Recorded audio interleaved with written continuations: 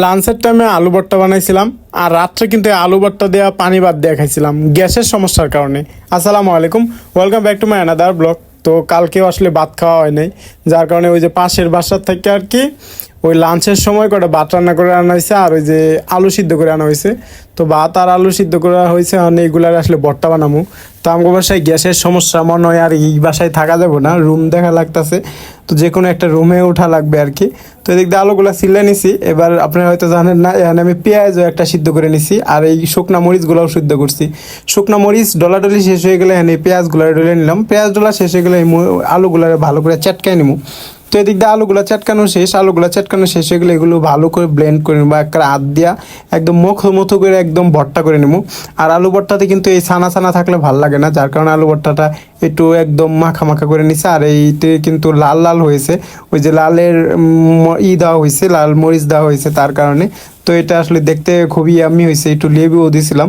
এবার ভাত বেড়ে নিয়েছি, তারপর ভাতের উপরে নিয়ে নিলাম এই গরম গরম ভাতের সাথে আলু ভর্তা। তো গরম গরম ভাতের সাথে আলু ভর্তা এখন খাইতেছি, খুব ভালো কথা। কিন্তু রাত্রে যে আসলে কি করবো সেটা চিন্তা ভাবনা করে পারতেছিলাম না। তো আসলে এখন খায়াল ওই রাত্রে চিন্তা ভাবনা করা যাইব। তো এদিক দিয়ে ভাত মা খাইতেছিলাম, যেহেতু প্রচুর পরিমাণ খিদা ছিল, যার কারণে আসলে লাঞ্চের টাইমে আমরা গার্মেন্টস শ্রমিকরা প্রচুর পরিমাণে ভাত খাই, যার কারণে এই অবস্থা। তো আসলে ভাত মনে মুরাদে খাইছি। তো আলু ভর্তা দিয়ে আলহামদুলিল্লাহ অনেক ভালোভাবে পেট ভরে ভাত খাইছি। তো ইতিমধ্যে অফিস ছুটি হয়েছে, এখন বাজতেছিল রাত্রে 8টা। তো 8টার পরে অফিস থেকে আসলাম, অফিস থেকে আসলে ভাবতেছিলাম যে আসলে কি করা যায়। আইতে বলে দেখছি রুমের মানে চুলাপাড়ে এই দিক দিয়ে আইলাম, দেখলাম গ্যাসও নাই। তো এই দিক দিয়ে আসলে মনটাও খারাপ যে গ্যাস নাই, কালকের আবার কি অবস্থা। তো এখন হয়তো খাওয়া যাবে, কারণ এখন হয়তো পানি ভাত খাইয়া লাইমু, কোনো ব্যাপার না। ওই যে বিকালের আলু ভর্তা আছে ওটা দিয়ে পানি ভাত খাইয়া লাইমু। তো কিন্তু রাত্রে কালকের কি অবস্থা করবো সেটার ব্যবস্থা আসলে এখনও ভাবতে পারতেছি না। তো ভাবতেছি রুমটা চেঞ্জ করতে হবে, কারণ এছাড়া আর উপায় নাই এভাবে। তো এখন আর কি করা, আগে ভাত খাওয়ালাই চলেন, আসলে আগে ভাত খাই, খিদা লাগছে প্রচুর।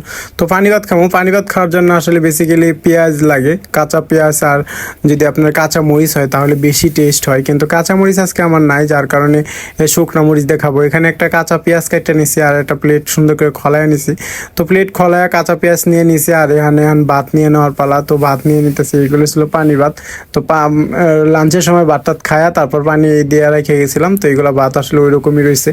তারপর শুকনো মরিচ নিয়ে নিলাম আর সাথে নিলাম আলু ভর্তা। তো আলু ভর্তা এই শুকনো মরিচ আর পেঁয়াজ দিয়ে কিন্তু এই পান্তা ভাত খুব ভালোই লাগে। পান্তা খেতে অতটাও মন্দ লাগে না। তো আজকে তো খাচ্ছি ঠেহাত পইরা, মানে গাজীপুর আওয়ার পর ওইভাবে পান্তা আসলে খাওয়া হয় না, কিন্তু এখন আসলে 2-3 দিন ধরে রেগুলারই খাওয়া হইতেছে। আর যেহেতু আমার কোনো ভিডিও নাই, তাই ভাবলাম এই একটা ভিডিও করে আপনাদের সাথে শেয়ার করি, কারণ ভিডিও তো ফুড রিলেটেড যেহেতু ভিডিও করি, তো ওই হিসাবে প্রতিদিন একটা ভিডিও ছাড়তে হয়। তো আর গ্যাসের সমস্যার কারণে রান্না বান্না হচ্ছে না, যার কারণে ফুড রিলেটেড ভিডিওগুলো দিতে পারতেছি না। তো ভাবতেছি আজকে যা খাই তাই আজকে ভিডিও করি আর কি। তো এখানে কিন্তু লেবু ছিল, যার কারণে লেবু দেখা যাচ্ছিল। তো পান্তা ভাত বেসিক্যালি ভালো করে মাখিয়ে নিতে হয়। ভালো করে মাখিয়ে একবার ভাত নেবেন আর একবার পেঁয়াজ নেবেন, একবার ভাত নেবেন আর একবার পেঁয়াজ নেবেন, কয়েকবার ভাত নেবেন আর একবার পেঁয়াজ নেবেন। এভাবে আসলে খাবারটা খুব জমে যাবে। তো কেমন ছিল ভিডিওটা সেটা জানাবেন। Tata, bye bye.